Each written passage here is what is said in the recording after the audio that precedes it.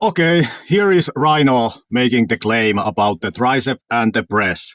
Let's listen what he says and what is his case.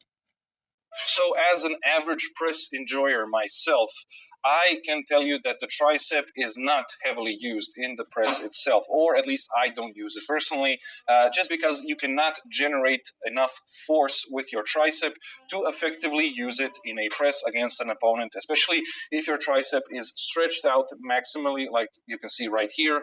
I can just not generate enough force where I can actually kind of. Enough! So, this is the case. Rhino's fallacy is to think that the only way you can use the tricep is in a dynamic movement. But the press is not a dynamic movement, but that does not mean you don't use the tricep in it. Because it's not a dynamic movement, but instead it is muscle coactivation movement. Which means muscle coactivation occurs when agonist or antagonist muscles or synergistic muscles, meaning in this case bicep and tricep, surrounding a joint contract simultaneously to provide joint stability. Alright? So we now know that in the press, the movement that occurs is a muscle coactivation. The same thing that happens when you do a bicep pose. You know, you are flexing the bicep, but the arm does not close because you are flexing the bicep together with the tricep. It's a muscle coactivation, alright? But in press, you are doing this muscle coactivation with the totally closed angle of the forearm, alright? That is what is happening in the press. It is a muscle coactivation of the bicep and tricep together. And how this is obvious is if you look at this. Look at it. This is what would happen to your elbow if the tricep tendon wouldn't be loaded in the press. You know? Basic mechanics. You cannot transfer this force from your shoulder to the hand without this elbow being able to hold that load.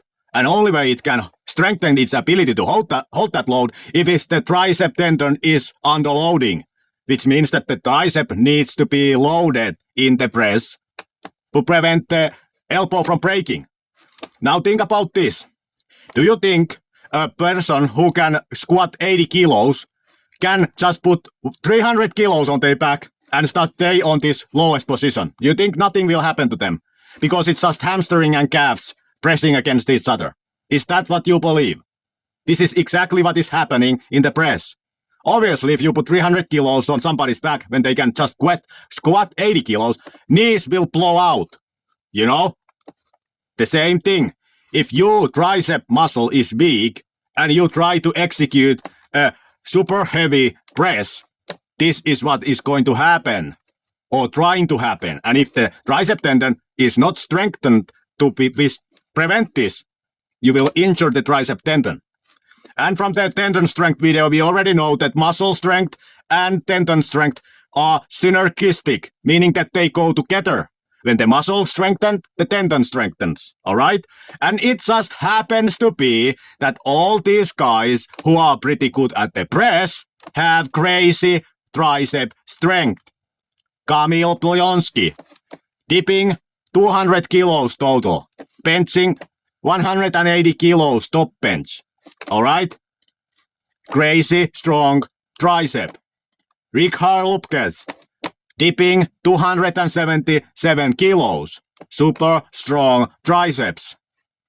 Rhino himself, close grip benching 160 kilos. Super strong triceps. Sergey Bogosolov, close grip benching over 200 kilos. Super strong triceps. Even Raymond Lipis, benching 190 kilos. Strong triceps. Why is it, Rhino, that if the tricep is not involved, people who have super strong tricep are naturally very good at the press, as is the case also with you? And also the dynamic movement argument does not hold because the movement is not dynamic but co-activation based, which makes it a static movement. in which the bicep and the tricep are fired together to prevent this from happening. You know, this is the reality with the press. The tricep is very much involved because it's a coactivation thing, just like the bicep pose is. Yes, you do not try to dynamically extend the elbow angle, meaning extend the arm. Yes, that is not what you try to do. But that does not mean that the muscle coactivation doesn't happen. You know? This person also posing does not actively try to close the ankle of the arm or open it. That does not mean the bicep and tricep are not activated together. Because they for sure are. The same way they are in the press. Because this provides joint stability. You know, just like Wikipedia says. And it just happens that everybody who is very talented in the press has crazy strong triceps. You know? Rhino, I think, just does not realize how much his strong tricep contribute to his pressing power. Because Rhino has a sickness, and his sickness is being very naturally talented for strength, if you haven't noticed already. Rhino just shows up and puts up crazy numbers. So Rhino does not understand fully how his crazy power is transferring to the table, because he has never been weak. You know, there was never a day when Rhino tried to do the press while being only able to close grip bench press 60 kilos. That day never existed, and hence Rhino cannot comprehend what difference it makes to have a close grip bench which is 160 kilos. You know, that is the fallacy of Rhino. His sickness being that he is just naturally talented for strength, and hence he doesn't really understand how his natural strength transfers to the table. Because he has never spent a day in arm wrestling being weakling. Alright? And this is why the tricep is very essential for the press. Very essential for the press.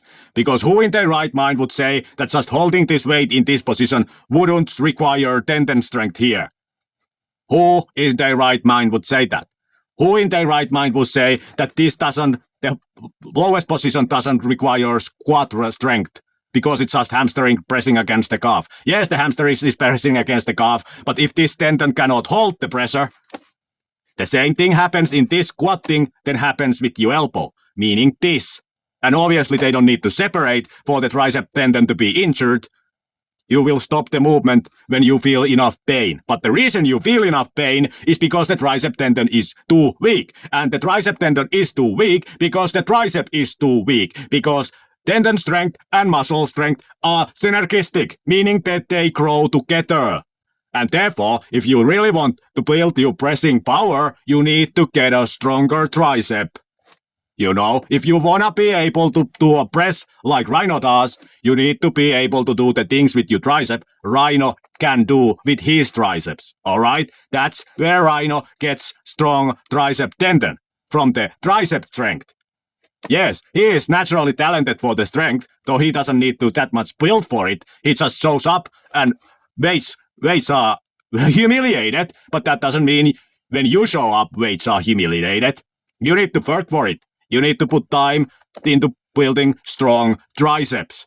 Because the tricep strength directly correlates with the tricep tendon strength, and the tricep tendon is the one which is injured in the synergistic firing of the bicep and tricep when you are doing the press, if this is not strong enough, alright? And that's why Rhino is wrong, and that's why I am right, and it has now been established that in the press, the tricep is very much involved, alright? The press is a synergistic movement where you use the side pressure and tricep together, and the tricep fires in co-activation with the bicep to give jointability to the elbow, to prevent the elbow from breaking. This is what happens in the press, and that's why Rhino is wrong. Bye!